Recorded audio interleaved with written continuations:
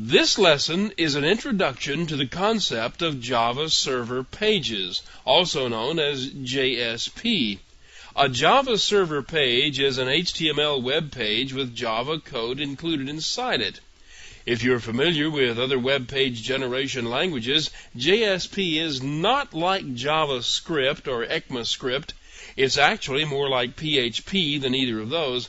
The code in a Java server page is executed on the server, not on the client. It works like this. A web browser uses its normal HTTP protocol to issue a request in the form of a URL.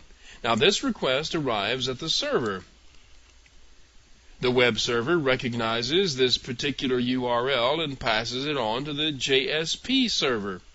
The JSP server may be a part of the web server, or it could be an entirely separate process. The JSP server translates the text of the Java server page into the source code of a Java class. Next, the Java class is compiled into a regular Java class file of bytecodes ready to be loaded by the Java virtual machine. This may sound a bit odd at first. I know it did for me, but I'll show you what this means and how it works a little later. Anyway, the next step is to load the class and create an executable object from it.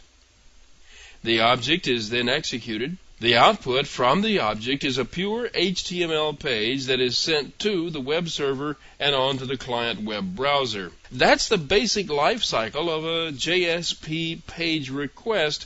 It can be done slightly differently. For example, it may be that the translation of the JSP source has already been done, and it may have already been compiled into a class file and ready to be loaded and changed into an object.